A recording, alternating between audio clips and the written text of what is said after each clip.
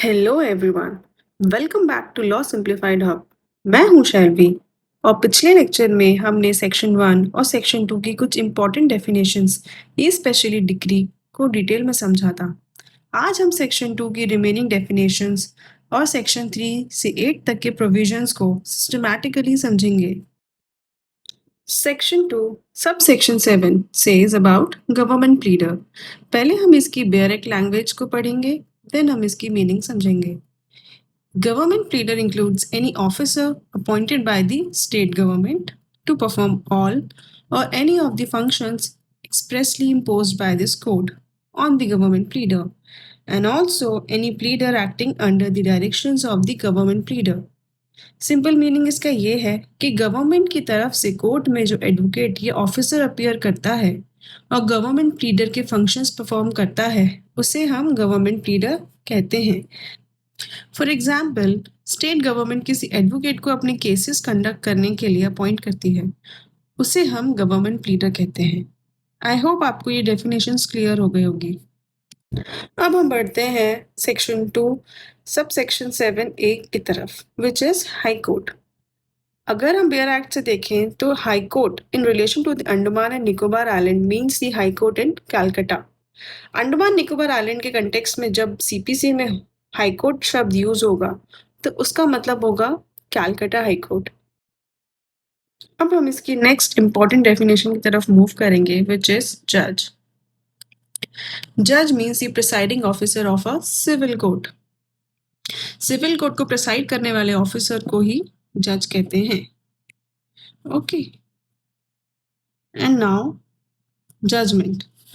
Judgment means the statement given by the judge of the grounds of a decree or order. Judgment में जज अपने reasons बताता है कि उसने डिक्री या ऑर्डर पास करने का डिसीजन क्यों लिया है। फॉर एग्जाम्पल, जज ने सूट को अलाउ किया, उसके रीजंस जो लिखे गए हैं वही जजमेंट होते हैं। आई होप आपको ये डेफिनेशन भी क्लियर हो गई होगी। अब हम देखेंगे जजमेंट डेटर कौन होता है। बेयर एक्ट के accordingly, person against whom a decree has been passed, any person against whom a decree has been passed, he is the judgment debtor. Okay, example, A files a suit against B, court decides in favor of A. अब B कौन हुआ? B becomes the judgment debtor. I hope आपको ये भी समझ आ गया होगा। अब हम देखेंगे डेफिनेशन ऑफ लीगल रिप्रेजेंटेटिव। ये one of the most important definition है सीपीसी की, तो आप इससे तो बहुत अच्छे से तैयार करके जाइएगा। तो बेयर एक्ट के accordingly, a person who in law represents the state of a deceased person, who in law represents the estate of a deceased person is legal representative. जब सूट के दौरान किसी पार्टी की डेथ हो जाती है तो वो जो व्यक्ति उसकी estate को लीगली रिप्रेजेंट करता है उसे लीगल रिप्रेजेंटेटिव कहते हैं। फॉर एग्जाम्पल, ए ने एक सूट फाइल किया, सूट के दौरान ए की डेथ हो जाती है, उसका बेटा कोर्ट में आकर प्रोसीडिंग्स कंटिन्यू करता है, तो बेटा कौन हुआ? लीगल रिप्रेजेंटेटिव हुआ। तो कोई भी पर्सन, एनी पर्सन जो कि लीगली रिप्रेजेंट करता है estate of a deceased person, he or she will be the legal representative. Now we will move forward to mens name profit. Mesne profit आपको कई बार कंफ्यूज करता होगा, but चलिए इसे हम इजी लैंग्वेज में समझते हैं।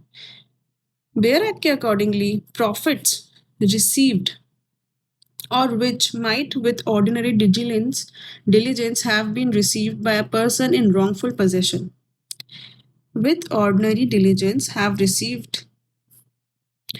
तो इसके अकॉर्डिंगली अगर हम देखें तो जब कोई व्यक्ति किसी प्रॉपर्टी पर गलत तरीके से कब्जा करके उससे इनकम अर्न करता है तो उस इनकम को मेंस नेम प्रॉफिट कहा जाता है। फॉर एग्जाम्पल, ए का एक शॉप है, ये इसका एक शॉप है, ठीक है। अब बी आकर इसी शॉप पे इलीगली ऑक्यूपाई कर लेता है, इसे ऑक्यूपाई कर लिया, ठीक है। अब बी ने इस शॉप से वो जो भी रेंट या प्रॉफिट अर्न किया होगा वो प्रॉफिट और रेंट मेंसने प्रॉफिट कहा जाएगा। Now 13 is movable property. Movable property includes growing crops. ठीक है, जो प्रॉपर्टी एक जगह से दूसरी जगह मूव की जा सकती है जनरली मूवेबल प्रॉपर्टी कहलाती है, जैसे कि car, furniture, mobile phone. These are the movable properties. Now 14th is order. Order means the formal expression of any decision of a civil court which is not a decree. आप इसे important mark कर लीजिए, क्योंकि question MCQs basis में जब आते हैं तो इसे पूछा जाता है। इसका एक्सप्लेनेशन ऐसा है कि अगर कोर्ट का डिसीजन डिक्री की डेफिनेशन में नहीं आता लेकिन फॉर्मली एक्सप्रेस किया गया है तो उसे ऑर्डर कहते हैं। Now we will move forward to pleader. Pleader means any person entitled to appear and plead for another in court and includes an advocate, वकील and an attorney of a high court. तो court में किसी party को represent करने वाला authorised legal person को हम pleader कहते हैं। तो ये सारी जो डेफिनेशंस जो मैंने आपको एक्सप्लेन की हैं ये मोस्ट इम्पॉर्टेंट डेफिनेशंस थी। बाकी तो आप एक बार रीड मार लेंगे तो भी हो जाएगा। अब हम मूव करते हैं सेक्शन 3 से सेक्शन 8 की तरफ। तो section 3 speaks about subordination of courts. Why this section exist? Judiciary में हायरार्की मेंटेन करना जरूरी है, इसी पर्पस के लिए सेक्शन 3 बनाया गया। इसका सिंपल मीनिंग है डिस्ट्रिक्ट कोर्ट्स हाई कोर्ट के सबऑर्डिनेट होते हैं और lower civil courts district court के सबऑर्डिनेट होते हैं। इसका मेमोरी ट्रिक है high court, then district court, then civil courts. तो ये हायरार्की हमें पता होनी चाहिए। अगर डिस्ट्रिक्ट कोर्ट ऑर्डर पास करे और अपीलेबल हो वो ऑर्डर तो वो मैटर हाई कोर्ट तक जरूर जाता है। तो इस सेक्शन से हमने क्या समझा? District court is subordinate to the high court. तो सबसे ऊपर आएगा हाई कोर्ट, डिस्ट्रिक्ट कोर्ट उसके नीचे आएगा, then every civil court of grade inferior to that district court and every court of small causes is subordinate to the high court and district court. ये जो courts हैं subordinate जो courts हैं वो district court के subordinate होंगे और high court के भी। ओके, अब हम देखेंगे सेक्शन 4। सेक्शन 4 सीपीसी और स्पेशल लॉज के रिलेशनशिप को एक्सप्लेन करता है। सीपीसी जनरली स्पेशल और लोकल लॉज को अफेक्ट नहीं करती है। फॉर एग्जांपल, अगर किसी स्पेशल एक्ट में अलग प्रोसीजर दिया गया है तो जनरली वही प्रोसीजर अप्लाई होगा। तो इसका प्रिंसिपल क्या है? Special law overrides the general law. This is what section 4 says. कभी भी जो स्पेशल लॉज हैं उसे सीपीसी ओवरराइड नहीं कर सकता। ठीक है, अब हम देखेंगे section 5 which is application to revenue codes. Students, मैं ना ज़बरदस्ती लेक्चर को लंबा करने के लिए फालतू वीडियो को लेंदी नहीं करना चाहती हूँ।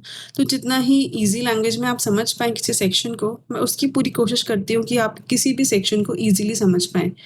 तो आई होप मैं जो समझा रही हूँ आपको आसानी से समझ आ रहा है। तो चलिए सेक्शन 5 को समझते हैं। Section 5 says CPC automatically revenue codes पर अप्लाई नहीं होता है। For example, revenue court land revenue disputes को डिसाइड कर रही है, वहाँ सीपीसी के सब प्रोविजंस ऑटोमेटिकली अप्लाई नहीं होंगे। And judiciary point of view से स्टेट गवर्नमेंट नोटिफिकेशन के थ्रू प्रोविजंस एक्सटेंड कर सकती है। अब हम देखेंगे section 6 which is pecuniary jurisdiction. ये बहुत ही इंपॉर्टेंट सेक्शन है इस कोड का। तो चलिए हम इसे अच्छे से समझते हैं। पहले हम बेयर एक्ट से समझेंगे। Save in so far as is otherwise expressly provided, nothing herein contained shall operate to give any court jurisdiction over suits the amount of value of the subject matter of which exceeds the pecuniary limits, if any, of its ordinary jurisdiction. इसे आसान भाषा में हम समझें तो it says her court की एक financial limit होती है। कोर्ट अपनी पेक्यूनरी लिमिट्स के बाहर मैटर डिसाइड नहीं कर सकती। फॉर एग्जाम्पल, अगर कोर्ट की जुरिस्डिक्शन 20 लाख रुपीज़ है और सूट की वैल्यू 50 लाख है, तो इन दैट केस कोर्ट उस केस को एंटरटेन नहीं कर सकती। ठीक है, अब ये इम्पोर्टेंट क्यों है? सूट फाइल करने से पहले सबसे पहला सवाल होता है कि किस कोर्ट में फाइल होगी। सेक्शन 6 इसी सवाल का फाउंडेशन प्रोवाइड करता है। आई होप आपको ये सेक्शन अच्छे से समझ आया होगा। अब हम सेक्शन 7 को समझेंगे। अब सेक्शन 7 की लेंथ को देख के उससे घबराने की ज़रूरत नहीं है, ये भी बहुत ही आसान है, इसमें कोई भी दिमाग लगाने वाला कुछ भी नहीं है। तो सेक्शन 7 से प्रोविंशियल स्मॉल कॉजेस कोर्ट, इसकी सिंपल मीनिंग ये है कि certain provisions of CPC small causes court पर अप्लाई नहीं होती। अब आप क्वेश्चन करेंगे वाई, तो इसका आंसर है objective speedy disposal of small disputes है। फॉर एग्जाम्पल जो होते हैं स्मॉल रेंट डिस्प्यूट्स जो होते हैं, स्मॉल मनी रिकवरी मैटर्स जो होते हैं, उस वजह से ये कोर्ट स्मॉल कॉजेस कोर्ट पर अप्लाई नहीं होती है। ठीक है, ये सेक्शन 7 भी हमारा हो गया। तो स्टूडेंट्स, अब हम सेक्शन 8 को बहुत ही आसान भाषा में समझेंगे।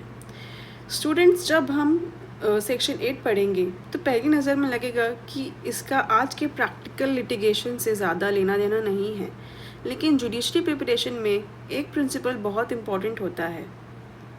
हर सेक्शन को उसके हिस्टोरिकल कंटेक्स्ट से साथ ही समझना चाहिए।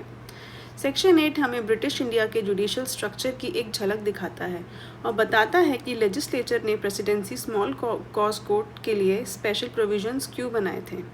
सबसे पहला क्वेश्चन ये है कि what were the presidency towns. British India में कुछ सिटीज़ को स्पेशल एडमिनिस्ट्रेटिव इम्पोर्टेंस दी गई थी, इन्हें ही हम प्रेसिडेंसी टाउन्स कहते थे। इन टाउन्स के लिए स्पेशल कोर्ट्स स्टैब्लिश की गई थी, जिन्हें प्रेसिडेंसी स्मॉल कॉज कोर्ट्स कहा जाता था। अब आप सोच रहे होंगे कि what are the small cause courts. Legislature चाहती थी कि छोटे डिस्प्यूट्स को जल्दी डिसाइड किया जाए, इसीलिए स्मॉल कॉज कोर्ट्स स्टैब्लिश किए गए। तो स्टूडेंट्स, आज के लेक्चर में हमने सीपीसी के कुछ बहुत इंपॉर्टेंट डेफिनेशंस और सेक्शन 3 से 8 तक के प्रोविजंस को डिटेल में समझा। हमने देखा कि गवर्नमेंट प्लीडर कौन होता है, हाई कोर्ट और जज की डेफिनेशन का क्या सिग्निफिकेंस है, जजमेंट और जजमेंट डेटर का कंसेप्ट क्या है, लीगल रिप्रेजेंटेटिव का स्कोप कितना वाइड है, मेंसने प्रॉफिट का एक्चुअल मीनिंग क्या है और ऑर्डर को डिक्री से अलग क्यों माना जाता है। इसके बाद हमने सेक्शन 3 से 8 तक पढ़ा और कोर्ट्स की हायरार्की को समझा, स्पेशल लॉज और सीपीसी के रिलेशनशिप, रेवेन्यू कोर्ट्स पर सीपीसी की एप्लीकेबिलिटी, पेक्यूनरी जुरिस्डिक्शन और स्मॉल कॉज कोर्ट से रिलेटेड इंपॉर्टेंट कंसेप्ट्स को भी समझा। आज की क्लास से आपको 3 मेजर कंसेप्ट्स याद रखने हैं। फर्स्ट इज डेफिनेशन, सीपीसी की फाउंडेशन है। अगर डेफिनेशन क्लियर नहीं होगी तो आगे के प्रोविजंस को समझना मुश्किल हो जाएगा। Second is judicial hierarchy, is the backbone of judicial system. इसी वजह से सेक्शन 3 कोर्ट्स के सबऑर्डिनेशन की बात करता है। And third is every court has limits.